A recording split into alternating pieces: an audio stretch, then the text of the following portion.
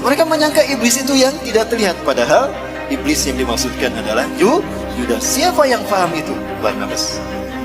Pengikut Nabi Isa yang paling jeli dan cerdas.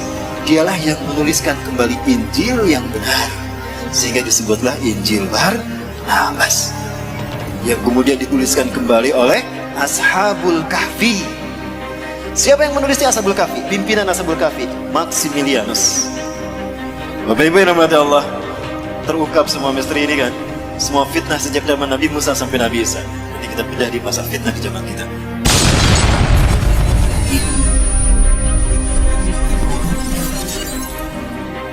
Dia Dajjal. Di zaman Nabi Isa berganti nama menjadi Yudas Iskariot. Nabi Isa lahir karena mukjizat Allah kan, kalimatullah, disebutnya kalimatullah karena lahir karena kalimatullah. Beliau adalah proses kelahirannya sesuatu yang ajaib. Ini kudratullah dan keajaib, keagungan Allah. Lahir tanpa seorang ayah. Nabi Isa sejak kecil itu dipelihara oleh Nabi Zakaria. Karena Nabi Zakaria ini adalah kakeknya. Nabi Zakaria adalah pamannya Siti Maryam. Maka Nabi Isa ini adalah cucu Nabi Zakaria. Dan Nabi Zakaria saat itu melahirkan anak yang bernama Nabi Yahya. Itu hampir satu usia, satu angkatan dengan Nabi Isa. Kedua-duanya dibawa ke Baitul Maqdis, bumi Isra Mi'raj Rasulullah, di Al-Aqsa. Mendengar ceramah pendeta Sanhedrin. Pendeta Sanhedrin inilah pendeta yang memalsukan Taurat menjadi Talmud. Apa yang mereka lakukan? Yuharifunal kalima am-mawadih. Dia menghapuskan satu ayat dari tempatnya. Summa yaktubunal kitaba bi aidihim. Lalu dia menulis ayat dengan tangannya sendiri. Summa yaquluna hadza min indillah. Kemudian dia mengatakan ini datang dari Allah. Wa ma huwa min indillah. Padahal itu bukan dari Allah. Maka setiap kali mereka ceramah tentang inilah Bapak Ibu Taurat yang Allah turunkan pada kita, itu di Masjidil Aqsa, itu di Baitul Maqdis. Nabi Isa saat itu usianya baru 9 tahun. Nah, Nabi Isa dibawa sama Nabi Zakaria ke Baitul Maqdis, mendengarkan ceramahnya pendeta Sanhedrin tentang Taurat. Ketahuan sama Nabi Isa yang seusia ini. Loh kok Taurat kayak gitu? Itu bukan Taurat. Langsung Nabi Isa seusia dedek ini naik ke atas bangku, langsung tolak pinggang. Wailun lakum in tawan hadil mushkilah. Celaka kalian, berhenti dari kebusukan kalian. Innakum tuharifuna al-kalima am-mawadih. Kalian telah merubah satu ayat dari tempatnya. Itu ayat kalian sendiri yang ngarang. Taurat demi Allah, bukan demikian. Aku Isa bin Maryam, Nabi dan Rasul Allah. Allah mewahyukan kepadaku bukan hanya Injil tapi juga Taurat. Taurat yang kalian maksudkan harusnya begini, bla bla bla bla bla. Setiap kali ceramah pendeta Sanhedrin itu dibantah sama Nabi Isa. Setiap kali pendeta Sanhedrin ceramah, Nabi Isa membantahnya karena mereka membohongkan Taurat. Maka apa yang terjadi? Wah, itu para pendeta Sanhedrin kumpul tuh. Ini anak iki bocah, kalau dibiarin tekor kita. Ketahuan bohongnya kita kan? Jadi gimana? Bunuh dia. Kita ini pesuruh Tuhan, gak mungkin kita membunuh orang manusia. Apalagi dia Nabi dan Rasul. Gampang, bukan kita yang membunuhnya. Kan kita sudah terbiasa mengarang cerita. Bikin aja cerita. Cerita apa? Cerita Tuhan bingung. Pernah dengar doktrin Tuhan bingung? Dari sinilah lahirnya keyakinan agama Kristen hari ini. Dikarang cerita Tuhan bingung, disebarkan kepada manusia, maka jadi agama sekarang. Kenapa Tuhan bingung? Bingung mikirin Nabi Adam. Udah jelas jangan dipetik tuh buah pohon kayu. Dipetik sama Siti Hawa kan? Lalu dimakan. Tuhan marah saat itu. Tuhan murka ketika Tuhan akan menghukum Adam. Aduh, kasihan Adam. Adam tuh manusia. Jangankan Adam, alam semesta aku sendiri hancur, apalagi Adam. Maka bingung Tuhan. Kok Tuhan bingung? Inilah jahatnya, inilah sesatnya mereka. Akhirnya Tuhan menemukan ide. Eureka, kata Tuhan. Aku ini kan Tuhan. Tuhan immortal, tidak mati. Kalau gitu aku saja yang Ibu saya sedang menceritakan satu mata ya. Dan ini Dajjal. Kita tahu pada akhirnya Samiri di zaman Nabi Musa Dajjal, dan di zaman Nabi Isa Dajjal berganti nama Yudas. Kenapa dia berganti nama? Untuk menyembunyikan identitasnya.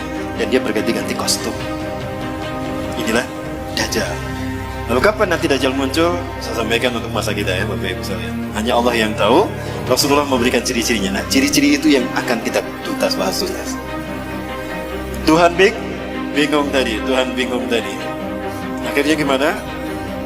Aku kan Tuhan, aku tidak mati. Kalau gitu aku saja yang menggantikan Adam, jangan Adam yang dihukum.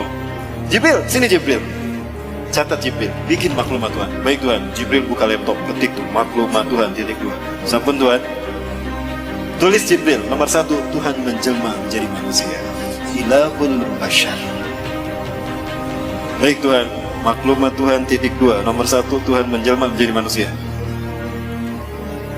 Saya siap membantah, menghujahkan ini. Jika ada orang-orang Muslim, Kristen yang tersinggung, silakan berdebat dengan saya. Ini studi saya loh, ikut tentang Kristologi.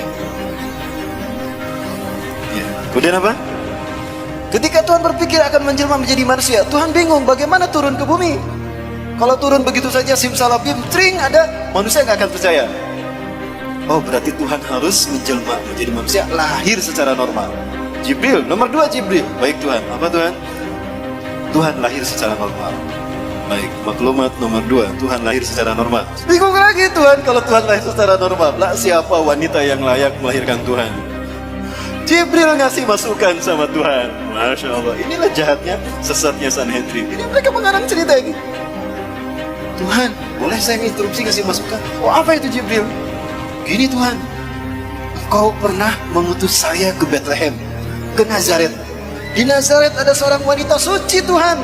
Dia belum pernah mengotori dirinya dan kesuciannya. Hidupnya hanya untuk ibadah kepadamu Tuhan.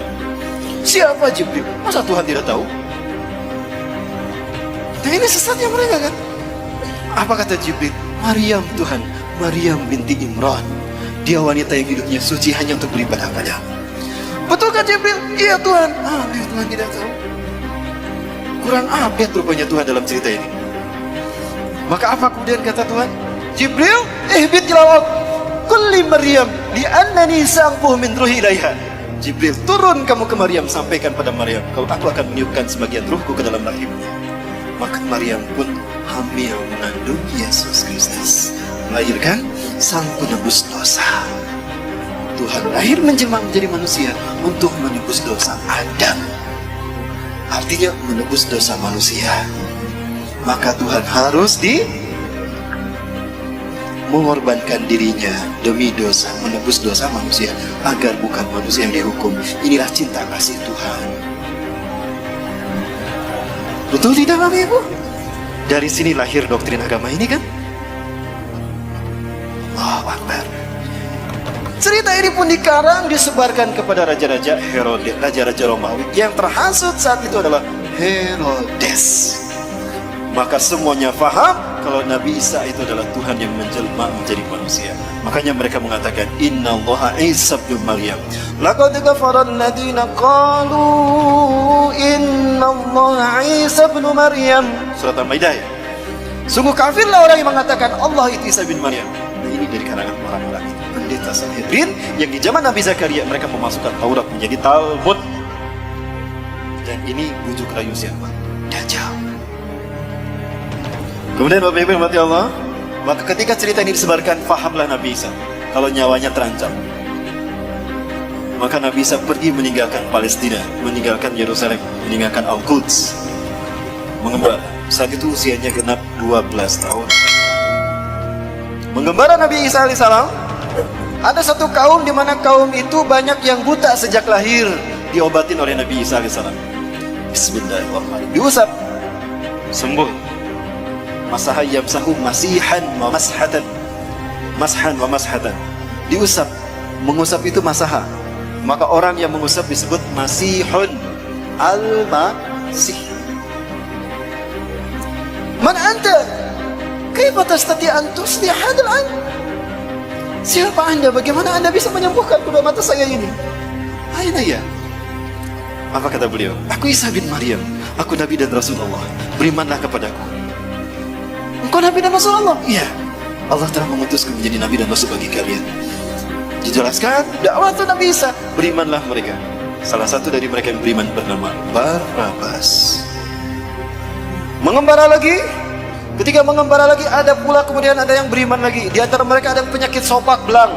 Diusap oleh Nabi Isa. Bismillah, dengan kodrat Allah, dengan izin Allah sembuh tuh. Bismillahirrahmanirrahim. Masa hayam saudi usap. Sembuh. Siapa Anda? Kenapa Anda bisa menyembuhkan? Demi Tuhan, bukan manusia yang bisa menyembuhkan ini. Aku manusia, aku Isa bin Maryam. Hati-hati, aku Isa bin Maryam, Nabi dan Rasul kalian. Dakwah mereka, didakwahi mereka sama Nabi Isa. Berimanlah mereka. Salah satu di antara mereka bernama Yakobus. Terus berdakwah tuh kemana-mana. Di antara mereka beriman semua. Kemudian ada 12 orang. Ada 12 orang yang kemudian menjadi murid Nabi SAW. Kemanapun Nabi Isa pergi, mereka menemaninya. Itulah yang kita kenal dengan sebutan Hawariyun. 12 orang. Nah, ini Bapak Ibu sejarah Nabi Isa. Nah, Dajjal masuk ke tengah-tengah Hawariyun. Jumlah mereka yang tadinya 12 menjadi 13. Siapa dia? Yudas Iskariot. Dajjal dia, bukan? Hati-hati kalian, iblis telah masuk ke tengah-tengah kalian, kata Nabi Isa. Hati-hati, iblis ada di tengah-tengah kita. Mereka menyangka iblis itu yang tidak terlihat, padahal iblis yang dimaksudkan adalah Yudas. Siapa yang paham itu? Barnabas. Pengikut Nabi Isa yang paling jeli dan cerdas. Dialah yang menuliskan kembali Injil yang benar, sehingga disebutlah Injil Barnabas, yang kemudian dituliskan kembali oleh Ashabul Kahfi. Siapa yang menulisnya? Ashabul Kahfi. Pimpinan Ashabul Kahfi, Maximilianus. Bapak Ibu yang dirahmati Allah, terungkap semua misteri ini kan. Semua fitnah sejak zaman Nabi Musa sampai Nabi Isa. Nanti kita pindah di masa fitnah di zaman kita. Di zaman Nabi Muhammad ada sosok yang diduga Dajjal. Dia bernama Ibnu Soyan. Ciri-cirinya mirip Dajjal, tapi ternyata dia bukan Dajjal.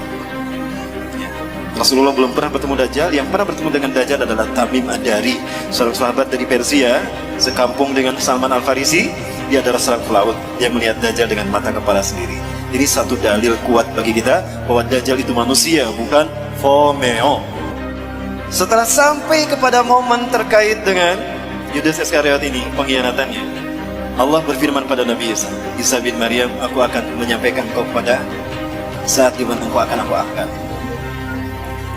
Bapak Ibu silakan buka Quran surat Al-Imran ayat 55. Nabi Isa merasakan akan ada pengkhianatan dari Yudas Iskariot dan kaumnya. Para pendeta Sanhedrin berhasil menipu Raja Romawi yang bernama Herodes, atau orang menyebutnya Herodus yang agung, the Great Herodus. Maka saat itu Herodus dan pasukan Romawi datang mencari-cari Nabi Isa untuk menangkap Nabi Isa dan menyalib Nabi Isa alaihissalam. Allah wahyukan itu pada Nabi Isa. Maka Nabi Isa memahami itu, kemudian Nabi Isa berfirman. Ada dalam Quran surat As-Saff. A'udzubillahi minasyaitonir rajim. Iz qala Isa ibn Maryam lil hawariyin man ansari ila Allah. Ya, surat As-Saff. Ingatlah ketika bersabda Isa bin Maryam kepada Hawariyin, siapakah yang akan menolong aku untuk menegakkan agama Allah? Qala al-hawariyuna nahnu ansarullah. Itu saat terakhir perpisahan dengan Nabi Isa. Kemudian Nabi Isa mengatakan, kelak di antara kalian ada orang yang berkhianat kepadaku dan dia menggantikan tempat kedudukanku.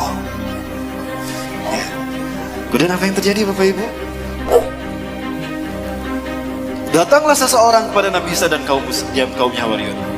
Intabi'u antum, intabi'u antum. Bersembunyilah kalian, bersembunyilah kalian. Wa anta ya Masih Nabi Allah. Anda juga wahai Nabi Allah. Anda harus bersembunyi. Kenapa? Sesungguhnya Herodes dan tentaranya Romawi dan juga para pendeta Sanhedrin sekarang datang untuk menyangkap Anda dan menyalib Anda, Tuanku. Maka Nabi Isa kemudian memerintahkan kaumnya bersembunyi, termasuk Nabi Isa pun bersembunyi. Bersembunyilah semuanya. Nah, Herodes bilang, aku tahu kalian bersembunyi di sekitar sini. Begini saja, kata Herodes, aku tawarkan dengan bijaksana.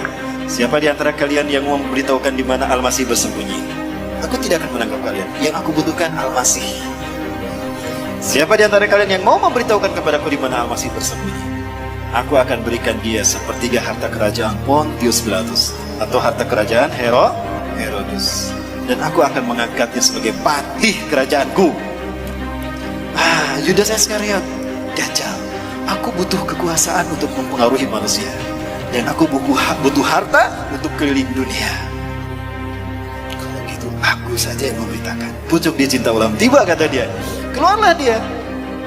Berbicara kepada Herodes. Ya? Berbicara kepada siapa? Herodes, Raja Romawi. Aku tahu di mana Al-Masih bersembunyi. Ikuti aku. Ketika dia akan masuk ke tempat Nabi Isa bersembunyi di situ, Allah berfirman kepada Nabi Isa. Quran surat Ali Imran ayat 55. Iz qala Allahu ya Isa. Iz qala, ingatlah ketika berfirman. Ingatlah Muhammad qala ketika berfirman. Siapa? Allah.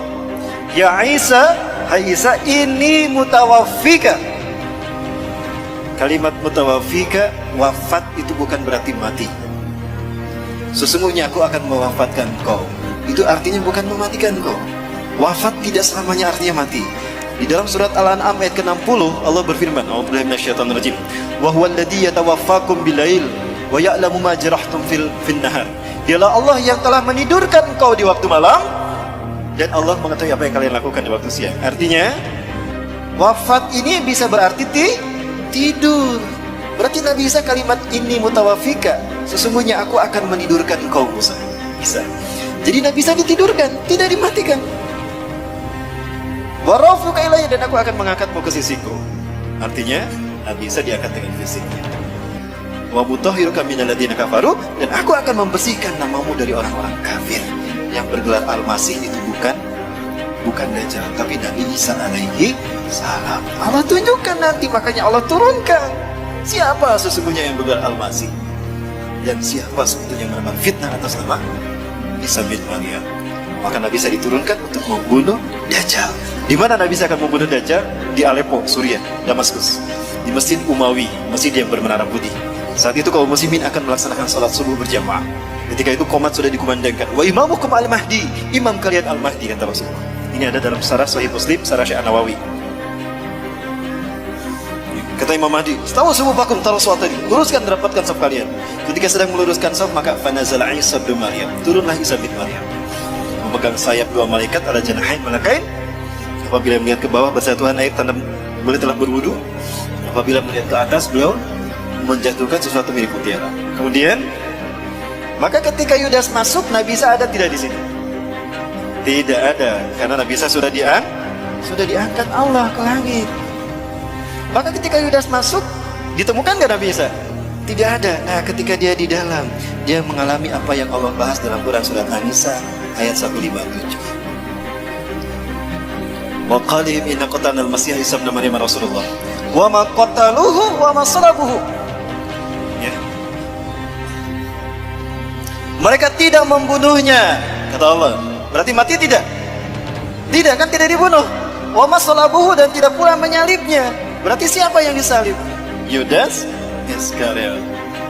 Bapak Ibu, kalau di dalam salibnya Katolik itu biasanya ada tulisan Indri. Ada yang mualaf di sini? Ya, ada tulisan Indri. Ini pakai huruf ya. Kalau ditanyakan pada orang-orang non-muslim itu, apa arti kata Indri? Saya pernah melakukan. Tanya kepada seseorang yang mualaf, saya punya jamaah, sahabat, dia sudah masuk Islam.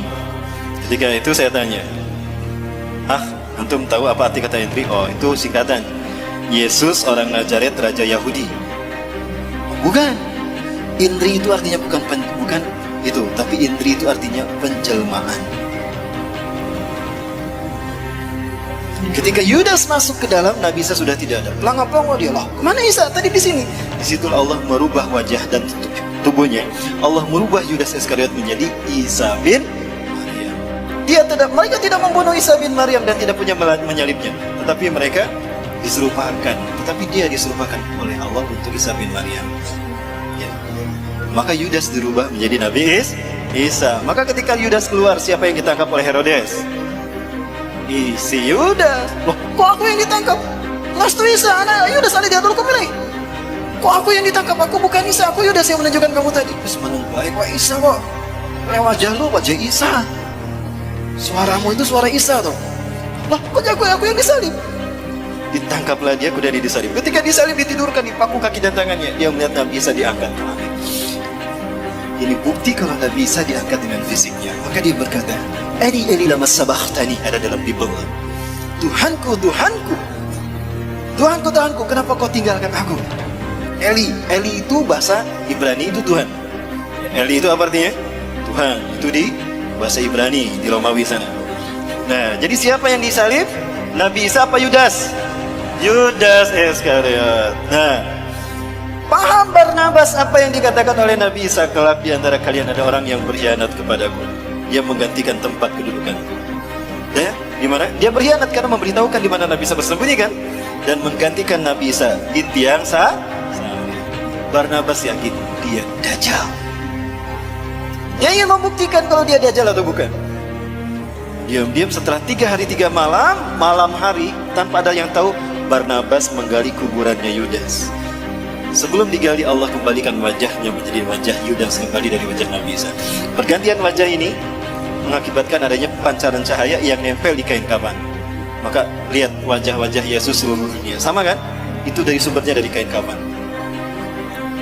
Wajah Nabi Isa dikembalikan kepada wajah Yudas, itu menembakkan ke kain kafan, ya. Maka darahnya itu nempel di kain kafan. The Sword from Turin, sampai sekarang masih ada kain kafannya, saya pernah melihat itu. Sekarang ada di Italia, ya, di Turin, Italia. Itulah kenapa wajah Yesus seluruh dunia sama. Ya, ketika digali, apa yang terjadi? Masih hidup. Sebelum dikubur, saya ingin menyampaikan sesuatu terkait dengan Dajjal. Kalau Yudas ini adalah Dajjal. Kenapa saya meyakini kalau Yudas sekarang adalah Dajjal? Hadis Rasulullah SAW. Tidaklah Allah mengutus seorang nabi pun sejak Allah menciptakan langit dan bumi, menciptakan Adam sampai hari kiamat, melainkan ada satu fitnah yang terburuk, fitnah Dajjal. Sebagaimana para nabi mengingatkan kaumnya tentang Dajjal, dan sebagaimana Nuh mengingatkan kaumnya tentang Dajjal, hati-hati dengan fitnah Dajjal. Hari ini akan aku katakan kepada kalian, sa'aqulu lakum ma lam yaqulhu min qabl. Aku akan mengatakan kepada kalian sesuatu yang para nabi dan rasul belum mengatakannya. Apa itu? Innahu a'war wallahu laisa bi'awar. Sesungguhnya dia a'war. Banyak yang menerjemahkan buta. Menurut saya a'war bukan sekedar buta. Ada orang yang matanya normal tapi tidak melihat. Disebutnya apa? Buta kan? Tapi matanya normal. Kalau ini bukan a'war, itu bukan buta. Lihat hadis yang lain ya. Ka'anna ainuhu ainabah. Seolah-olah matanya itu seperti anggur yang menonjol, hitam semua. Artinya pecah. Jadi bukan buta tapi pecah. Pertanyaannya, kenapa cuma Rasulullah yang memberitahukan kalau dia itu pecah sebelah mata kanannya? Karena peristiwanya terjadi setelah Nabi Isa diangkat. Apa itu? Setelah si Yudas Iskariot disalib, dia diarak ke Bukit Golgota. Nah, diarak dia ke Bukit Golgota, Bukit Tengkorak. Ketika diarak, Herodes memegang pedang di tangan kanannya, Old Testament perjanjian lama di tangan kirinya. Itu pedang ditusuk-tusukkan ke tubuh Yudas Iskariot. Ketika pedang tadi menusuk tubuhnya, bercucuran darah, Bapak Ibu. Ketika darah bercucuran, para pendeta Sanhedrin dan tentara Romawi berebut darah tersebut, diminum. Itu rukun ke-5 agama Kristen. Ekaristi Holy Water, rukun meminum air suci. Kenapa mereka meminum darah itu? Karena mereka meyakini kalau ada bagian tubuh Yesus bercampur dalam tubuh mereka, mereka tidak akan pernah masuk neraka. Mereka akan masuk surga. Jika ada tubuh Yesus bersatu dengan mereka, maka darah mereka diminum. Itu menjadi rukun ke-5 agama Kristen. Ekaristi Holy Water. Kalau Bapak Ibu masuk ke dalam gereja, ada patung Bunda Maria atau patung Yesus, di depannya ada seloki, ada air warna merah darah. Banyak pedang yang menusuk tubuhnya, dagingnya terkelupas, darah dagingnya diambil dimakan. Rukun ke-3 agama Kristen, Ekaristi Gusti Kudus. Selesai kebaktian, mereka berbaris untuk keluar. Pendeta pastor pegang nampan di depannya kan, bagi-bagi kue kecil. Nah, salah satu tusukan pedang itu menusuk mata kanan Yudas. Inilah yang Rasulullah katakan, hari ini aku akan beritakan pada kalian sesuatu tentang Dajjal yang para nabi belum memberitahukannya, yaitu pecah sebelah mata kanannya, dan Allah tidak pecah. Kenapa cuma Rasul yang memberitahukan? Karena hilangnya mata kanan Dajjal, rusaknya mata kanan Dajjal terjadi setelah Nabi Isa diangkat. Jadi siapa yang memberitahukan kepada umat manusia berikutnya? Nabi Muhammad SAW. Jadi siapa yang disalib? Yudas atau alias Dajjal. Orang Kristen pun yakin dia akan turun. Bapak Ibu, di HP saya ada tayangan dalam bahasa Inggris. Ternyata mereka sudah yakin betul bahwa Tuhan yang mereka sembah itu salah. Bahwa Tuhan yang mereka sembah itu ternyata adalah dalam menutup Islam. Dan mereka yakin sebentar lagi Isa yang sesungguhnya, the truth, Al-Masih will come to kill this Antichrist. Itu kata mereka. Saya tunjukkan ini adalah masjid yang menjadi tempat pertemuan Nabi Isa alaihissalam dengan Dajjal. Rasulullah SAW menyebutkan saat itu kaum muslimin akan melaksanakan sholat subuh. Wa imamukum al-mahdi, dan imam kalian adalah al-mahdi. Ketika qomat tadi kan Nabi Isa turun ya. Nah, Nabi Isa turun. Di mana turunnya? Di masjid Indal Manaratil Bayda, di masjid bermenara putih Syarqiyah Damaskus, di Damaskus Timur. Ketika Nabi Isa turun, kata Imam Mahdi, "Ta'ali Nabi Allah, salilana." Mari kanjeng Nabi, imami kami salat. Imam Mahdi mundur. Ternyata Nabi Isa tidak mau jadi imam salat.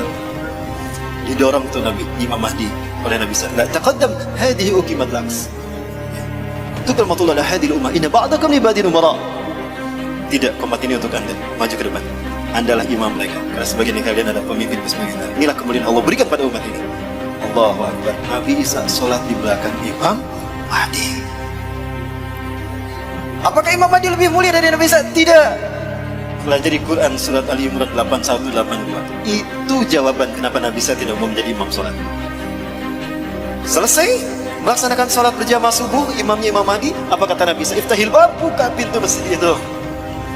Ketika dibuka pintu masjid ini, ternyata tampaklah Dajjal dengan 70.000 Yahudi Isfahan, dari lembah Isfahan, Iran. Inilah kenapa Iran menjadi Syiah, karena Syiah ciptaan Dajjal. Begitu dibukakan, kaget Dajjal ketika ada Nabi Isa di dalam. Aduh, malaikat maut sudah datang. Merinding dia, kata Rasulullah. Mencair dia seperti garam yang terkena air. Rasulullah menyebutkan, harumnya tubuh Nabi Isa tercium sampai sejauh mata memandang. Dan jika orang yahusumul kafir matu baktatan. Jika orang kafir mencium bau harumnya Nabi Isa, tubuhnya maka mati seketika. Itu barisan depannya mati semua, mati. Sisanya mereka lari tunggang langgang. Dajjal sendiri itu merinding dia. Lari dari Aleppo, lari ke Israel, Bapak Ibu. Cepat dia larinya. Begitu lari ke barat ada Nabi Isa. Aduh, ada Nabi Isa. Lari ke timur ada Nabi Isa. Lari ke utara ada Nabi Isa. Dia bingung melarikan diri kemana. Saking takutnya dia, mencair tubuhnya. Akhirnya deras mengalir keringatnya. Maka di pintu ludlah Nabi Isa menemukan Yudas Iskariot alias Dajjal. Di pintu Lut, kata Rasulullah dalam hadis riwayat Imam At-Tirmidzi, Dajjal terdampar, tidak bisa melarikan diri. Dibunuhlah oleh Nabi Isa alaihissalam. Ya, kemudian di pintu Lut dia terdampar. Di mana pintu Lut itu? Pintu Lut adalah tempat di mana Dajjal dibunuh Nabi Isa. Ini kata Rasulullah di dalam hadis riwayat Imam Al-Hakim dalam kitab Al-Mustadraknya. Isa bin Maryam akan membunuh Dajjal di gerbang Lut. Yaqtulu Isa bin Maryam ad-Dajjala di Babiludin. Hadis riwayat Imam At-Tirmidzi dalam kitab Al-Mustadrak juz 4 ayat 105. Seperti apa pintu Lut di mana Nabi Isa membunuh Dajjal? Ini dia. Inilah pintu Lut. Subhanallah. Lut itu sekarang 13 mil timur Tel Aviv. Bapak Ibu kalau umroh ke Aqsa, saya biasa membawa jamaah ke Tel Aviv.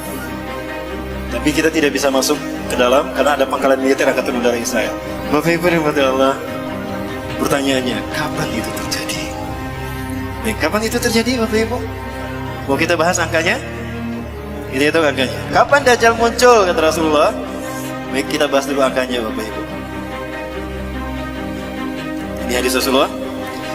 Sayati Dajjal ilal Madinah wa yattabi'unahu sab'una alaf al-yahud min wadi Isfahan ala jabhatil farsh. Dajjal akan datang diikuti oleh 70.000 orang Yahudi dari lembah Isfahan Iran menggunakan jubah Persia.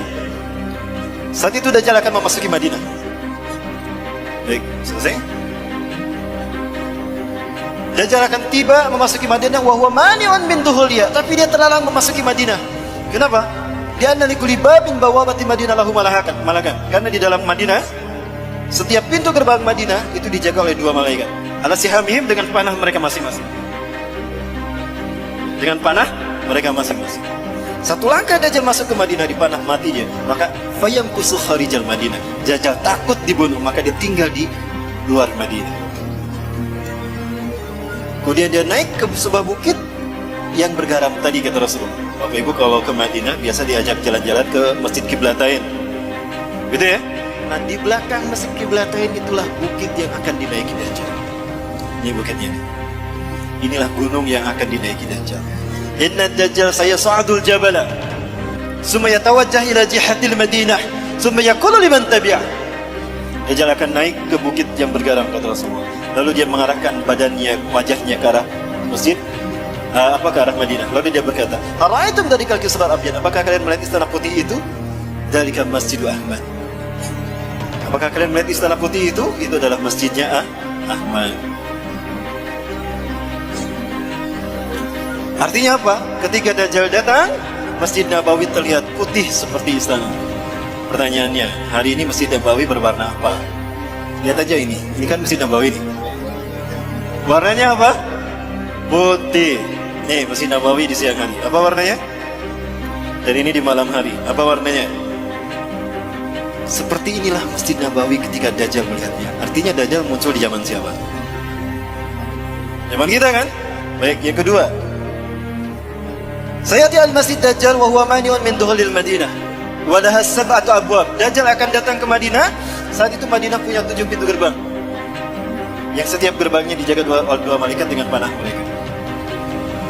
Pertanyaannya, hari ini Madinah berapa pintu gerbangnya? Kata Rasulullah, kalau pintu gerbang Madinah sudah ada 7, itu hari di mana Dajjal akan datang. Pinten bu?